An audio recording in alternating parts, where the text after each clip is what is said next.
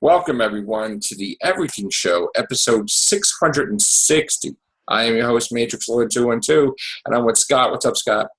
We're a much lighter tone tonight. Yes. What's up, Chris?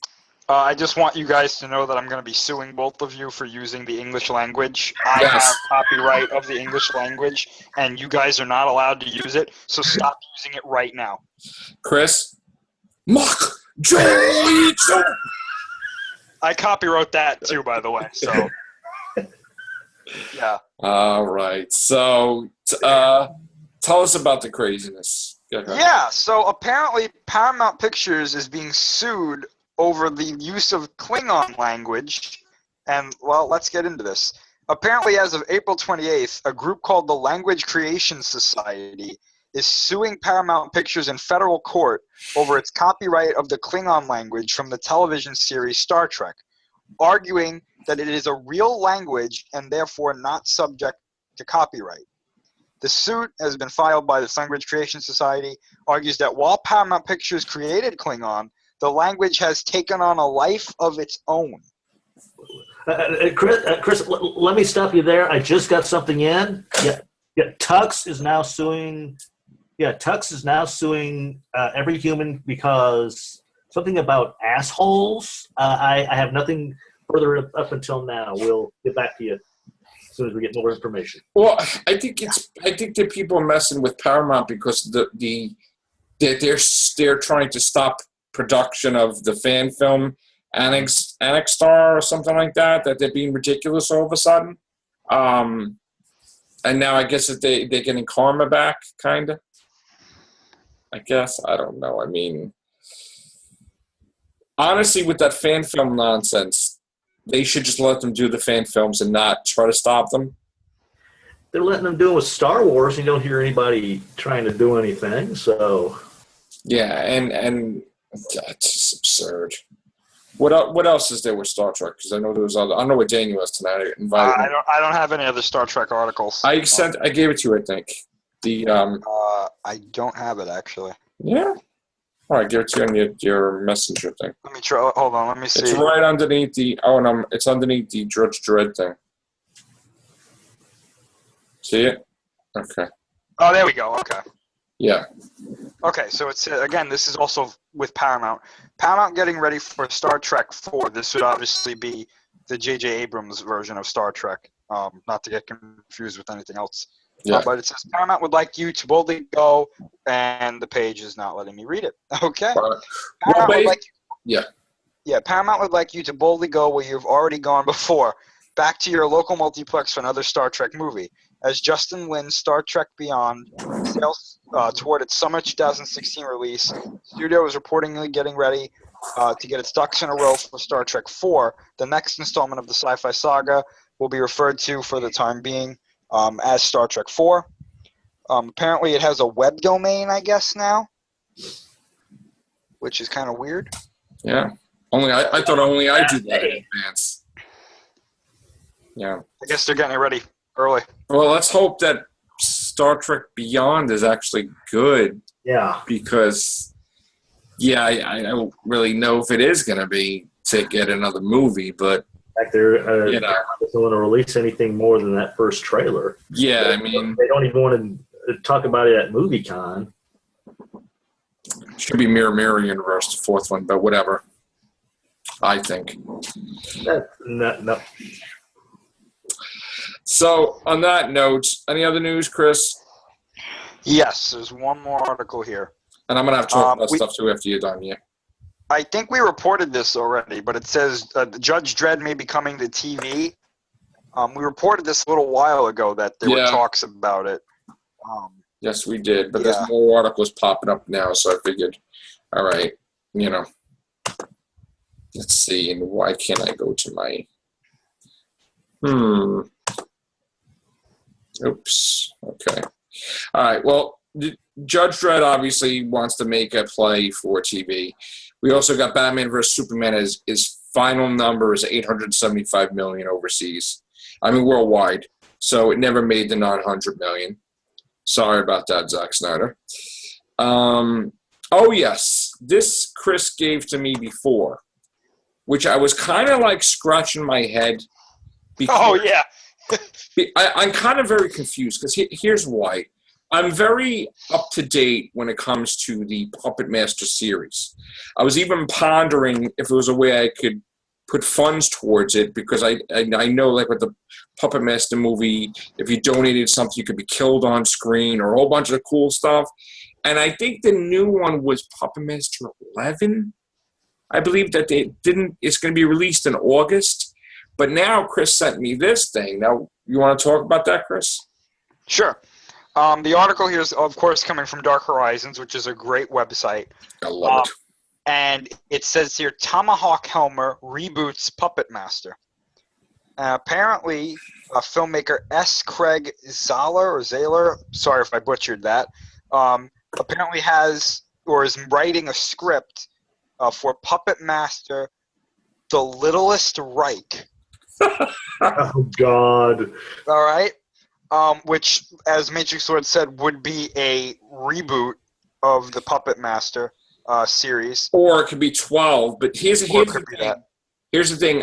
I have not confirmed this with Full Moon Entertainment, which have the rights to Puppet Master. I'm hearing this from all these different things, but I haven't heard anything from them yet. But get Chris. It sounds like this is legitimate because apparently the Bonaventura Pictures, which is obviously Lorenzo de Bonaventura's production company, as well as Caliber Media, are developing the film and will kick off multiple storylines and an expanding mythology for the franchise. This is coming directly from Dark Horizons.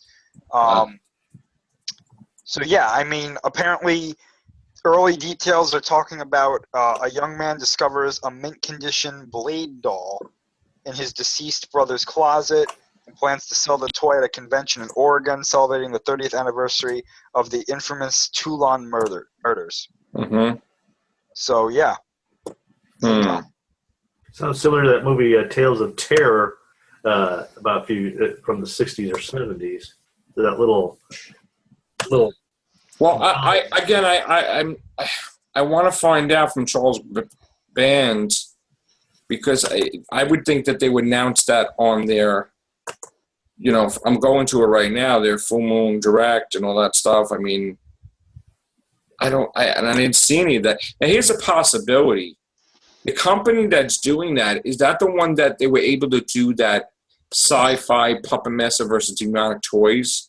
Because technically, they may still have the rights to do an offshoot of their own Puppet Master thing.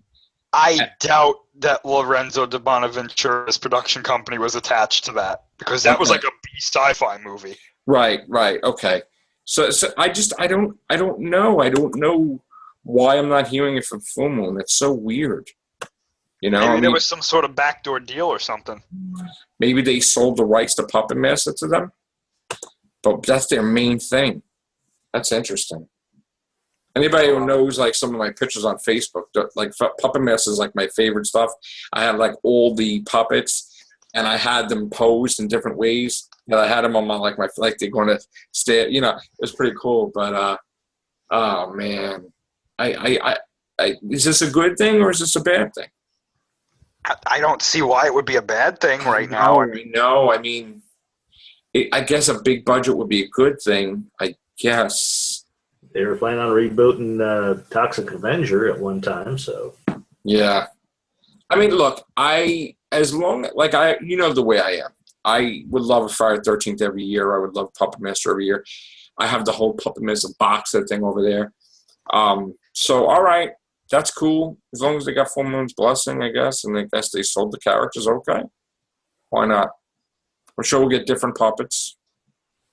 Yeah, I'm reading about Puppet Master versus Demonic Toys, and it says here it was not made by Full Moon Productions.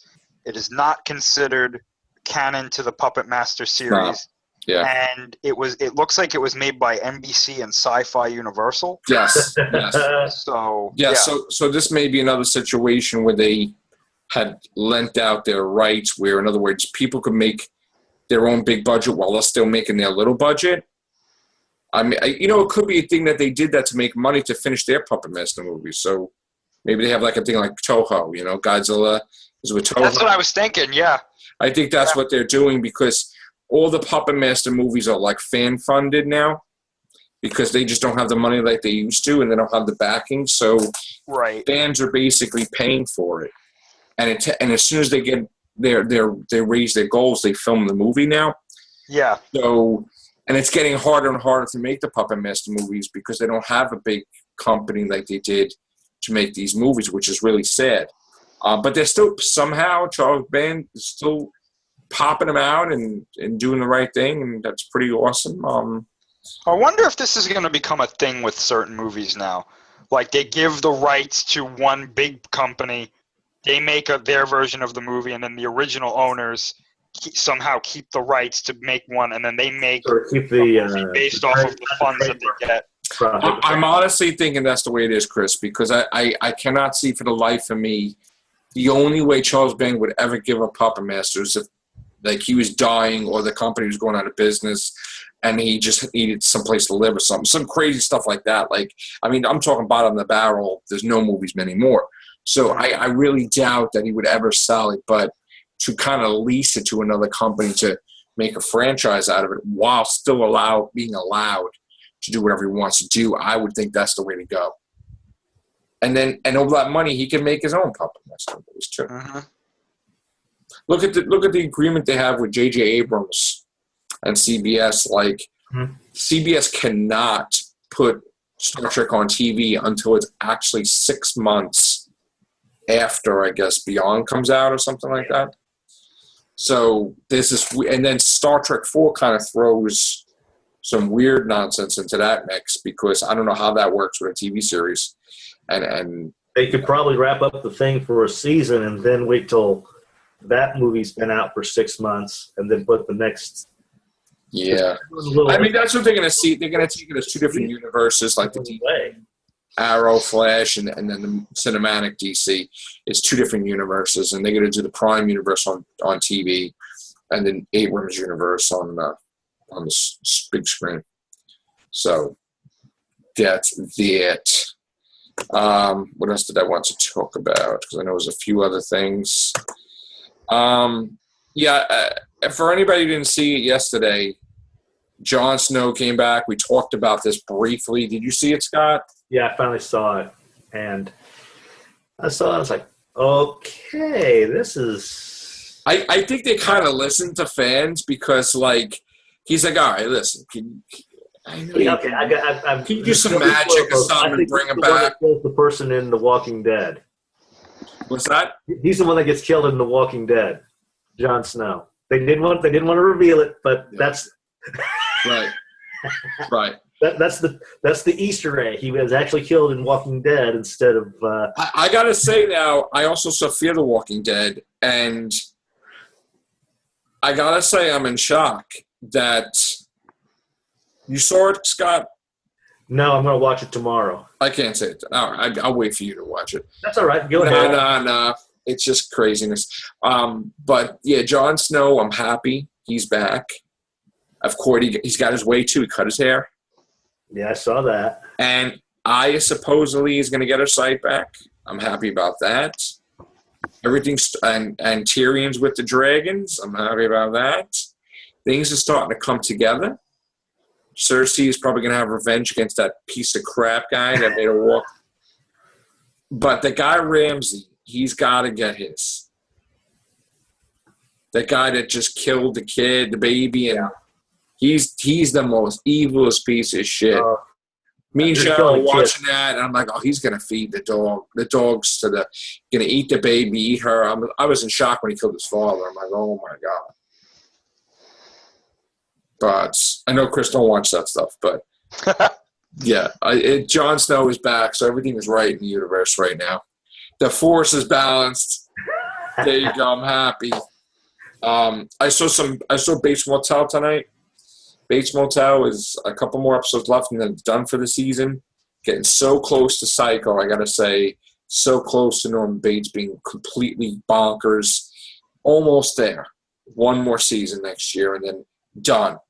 And I'm just wondering if they're going to kill off Sheriff Romero, or if they're going to kill off Emma, or they're going to kill off Dylan.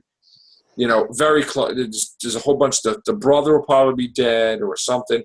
So there's only one more season next year. And I really hope they go right into movies. I'm praying they go right to the theater with them because they are a fantastic cast. So, Freddie Highmore and I can never say her name. Vera Famir. What? I don't know. Familia? Yeah. I love her though. She's great anyway. And then Damien, I guess, I don't know if it's going to get a second season. That's been great too, The Omen. We missed Penny Dreadful. We didn't see that. Oh, and we saw some horror movies yesterday too. The Krampus. Oh, I saw that. That was good. That was good. The Gallows. Yeah. And then we saw. Was that the first? I mean, the first. And the boy we saw. The boy was the Gallows the one which was found footage? Yeah, I'm not a fan of found footage, but I liked it. It was good. Yeah, and the Krampus was good too. Krampus I loved. Yeah. Yeah. All right. So tomorrow, when we wake, there may be a new director for Justice League, possibly. we can only hope. I've been starved for some Doctor Who stuff. Yeah, same. I'm starving.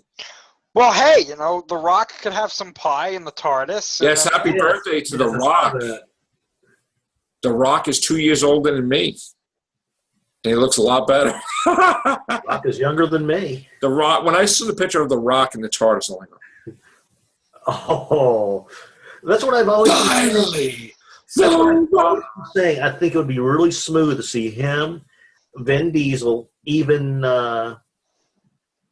Vin Diesel will be the Cyberman. Yeah, either be a Cyberman or be related to somebody from the old Doctor Who, like either a family member. Yeah. Or he was a team member. Vin Diesel is Mickey Smith and Martha Jones. Oh, yeah. How the hell would that work? I don't know. Oh, that from the future. I don't know. Adopted son. Yeah. No, I mean, I supposedly with the filming of Class. Here's the weird thing: the TARDIS was there, but not necessarily Peter Capaldi. So, I saw him bearded, by the way. So he didn't look like he did when they were with Pro Mackie. So I'm kind of wondering if that rumor about the woman being the doctor is true, possibly, because... Yeah. Right about that. TARDIS, Capaldi not there, but the TARDIS was. I was starting to think, oh no, they're going to have a thing where they probably don't have her step actually out of the TARDIS. The TARDIS is just simply... So just go in the TARDIS in the last episode. Well, what if, like, the TARDIS is just around and Capaldi is around too, and then you see him go in at the end of the episode and leave? Right. It could be. Something like that. Because remember, in the Sarah Jane adventures, the one where he was in, those bird death things. Yeah, the death of the Doctor, right? So, yeah. It could be appeared, that. And he appeared at the end of that part, and then he was in with the... Yeah, I remember that. That was good. But at least we got to see Russell T. Davies right from Matt Smith. That was cool, too. True. And I liked the way he wrote from, too. It was really awesome. In Russell we trust. That's right. That was when the whole, like, how many regenerations he actually had thing, actually, like, someone decoded it, and that's how, like... Yeah. Because, like, before that episode, they never said how many he had. Right. So people are like, oh, he can regenerate indefinitely. I think Russell T. Davies, if he would stay on, would say, oh, yeah, by the way, I fixed that because he's just regenerated. And because at the time war, you don't know about what happened. And okay. Yeah. But Moffat just wanted to be the one to fix that, you know. Yeah. He's got to have the statistics. Yeah, Moffat wanted to have this be his Doctor Who. He has to be all these records, like a baseball thing. Like, my doctor's the oldest, he has the son screwdriver the most, or kissed the most companion, whatever, it's something. You know. My companion did this, this, and this, and what did yours do? Yeah. Like, and somebody's going to whine about doing Moffat one day, and it's going to make it right, actually. All right. On that note, guys, is there anything else? I'm trying to think. Not really. Pondering. What's this new talk about PlayStation 4.5 and Xbox 1.5. There's new versions of PlayStation 4 and Xbox One. I really need I Lawrence. think it's because I think it's the backwards compatible. Larry. Yeah, I really need Larry to talk about that. I do know that the NX has been confirmed to release next March. Yeah. So we're going to probably see that at E3. Yeah, that I've been waiting for. All right, I'm going to have to ask Larry about that and see what he says. So we'll probably have to get him on the show, maybe possibly tomorrow. Also, I have a surprise. Hopefully by Friday, there'll be a surprise I could show on air. Something new. Okay. So other than that, I'm not going to say what it is. Take care. Bye for now.